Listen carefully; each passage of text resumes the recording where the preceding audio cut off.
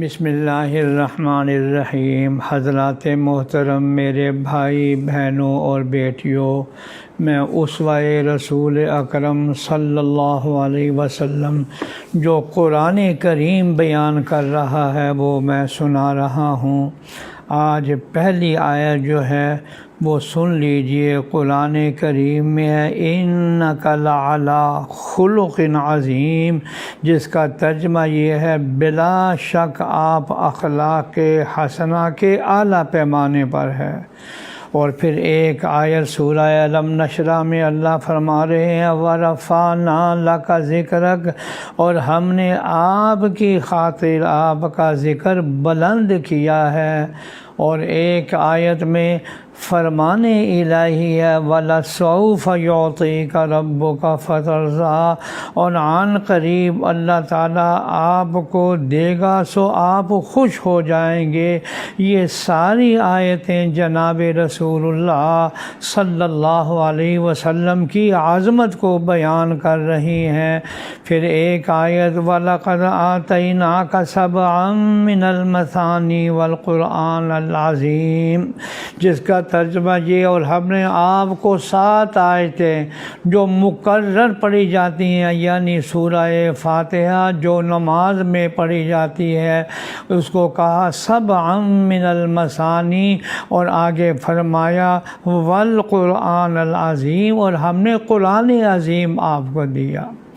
پھر ایک آیت میں رب العالمین فرما رہے ہیں وَأَنزَلَ اللَّهُ عَلَيْكَ الْكِتَابَ وَالْحِكْمَةَ وَعَلَّمَكَ مَا لَمْ تَكُنْ تَعْلَمْ وَكَانَ فَضْلُ اللَّهِ عَلَيْكَ عَظِيمًا۔ سورہ نساء ہے، ترجمہ سن لیجیے۔ اور اللہ تعالیٰ نے آپ پر کتاب اور علم کی باتیں نازل فرمائی اور آپ کو وہ باتیں بتلائی ہیں جو آپ نہ جانتے تھے، اور آپ پر اللہ تعالیٰ کا بڑا فضل ہے۔ یہ ساری آیات جناب رسول اللہ صلی اللہ علیہ وسلم کی عظمت کو بیان کر رہی ہیں۔